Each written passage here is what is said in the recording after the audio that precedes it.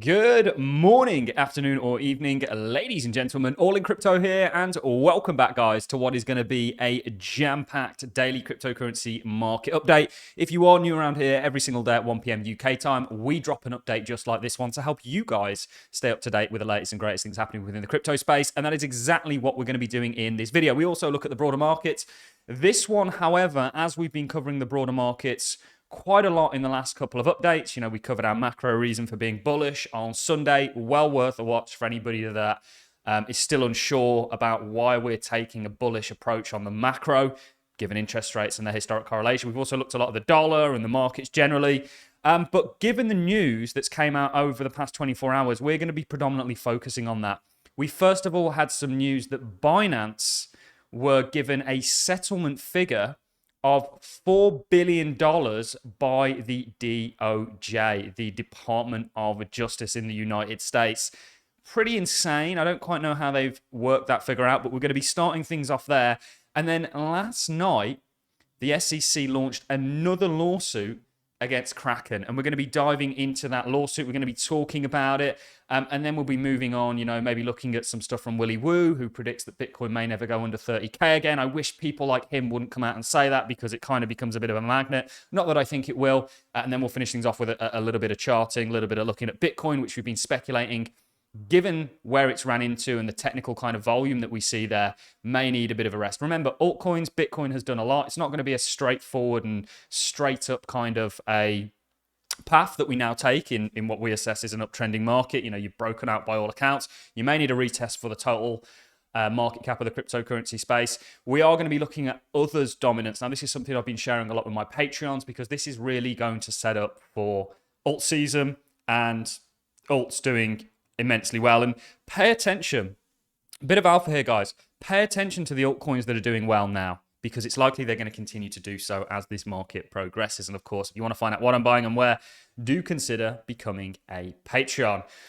But let's start the video off by looking at the first little bit of news that we got last night, which was Binance faces a $4 billion settlement to halt US criminal investigation. Sounds like the mafia going into restaurants back in the day and shaking down the business owners for not paying them, doesn't it? It's very similar. Now, I'm a libertarian at heart. You know, I really am in the traditional sense. I think it's been really taken over by more of a liberal side of things. But I'm a libertarian at heart, and I think that the overreach of government and the overreach of things like central banks are damaging, and we are seeing the effects of this. So as far as I'm concerned, guys, and I want to say this, and we've said this throughout the entire thing, regardless of all the Binance FUD, we've said fundamentally Binance is a completely different company with a completely different model to the likes of FTX. Okay, so why people were comparing them was beyond me. And we actually liked CZ. Some people say what happened in his past was a little bit questionable, you know, the early days, whatever, I've heard it. But as a rule of thumb, or as a general statement, I actually think that CZ has been a good actor in the crypto space. Let's read on, because we've got a lot to get into, guys, and I don't want to keep going sidetracked like I love to do. The US Department of Justice is seeking more than $4 billion from Binance to settle a criminal investigation that has ensured the world's largest cryptocurrency exchange and its co-founder ensnared, sorry, not insured. The proposed deal between Binance and the BOJ would bring to an end the multi-year investigation by prosecutors that has focused on bank fraud, sanction violation, and money laundering, said a person familiar with the matter. Isn't it interesting how we live in a world where you can actually just... So if the Department of Justice has charged Binance with all this, isn't it interesting that we live in a world where you can just pay to get charges to go away? You know, and we see this time and time again. That really does annoy me. However, I don't think Binance has done a lot of this knowingly. Perhaps undoubtedly there is some of this that may have taken place. But the SEC has, before we get into the Kraken lawsuit, already gone after Kraken and settled. So they're going after him again. I don't think Binance should settle. Okay? It's not that they don't have the money. It's more because it kind of admits guilt. And then where do they go from there? These are not merciful entities. They're not entities at all. These are bureaucrats. These are not merciful bureaucrats. These people, if you accept liability, if you accept fault, they will persecute the hell out of you, just like they're doing with Kraken. So bit of a racket going on here, bit of a mafia, I guess. Let's move on to the SEC charging Kraken with another lawsuit. And this is the announcement from Kraken. Today, the SEC filed a complaint alleging that Kraken operates an unregistered national securities exchange, broker, and clearinghouse. We disagree with the claims and plan to vigorously defend our position. Now, the SEC recently lost against Ripple, Brad, and Chris. XRP was deemed not a security. BlackRock just recently filed for an Ethereum ETF, which means that Ethereum has to be given a clear. And yet, we'll take a look in a second at the lawsuit. Some of the coins that they've charged as securities, you could basically say, well, what's the difference between Ethereum and them? And actually, Ethereum, you've got this ETHgate thing, you've got the Hinman documents. It's just a shambles, guys. And I think that actually the SEC is just stalling. And I don't think they're going to win. We've seen them lose thus far against Grayscale, pretty much every case they've brought forward, except for Kraken, who are now being persecuted again. So you show these guys a little bit of, okay, we'll play by your rules. We want to be in the United States. It doesn't get you anywhere, unfortunately. And this is why Coinbase are putting so much money into defending themselves against the SEC and actually winning by the looks of it. They've not won. It's still got to be, that verdict has still got to be given by an official. However, for example, BlackRock's ETFs and most ETFs have specified Coinbase as a custodian. So there's a little bit of going on. A lot of contradictory sort of comments from Gary Gensler. It's just a power grab. They're seeing what they can get. They're losing. And ultimately, I reckon all this is going to come around just in time for an absolutely spectacular rampaging bull market when they'll just drop everything. This is how it goes. They're playing games. This was Jesse, the CEO of Kraken's comments. USA's top diesel is back with another assault on America.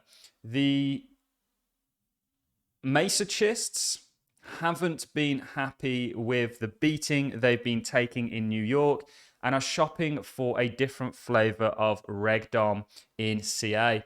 California, I assume that means. I thought we settled all their concerns for $30 million in February. Now they're back for a second.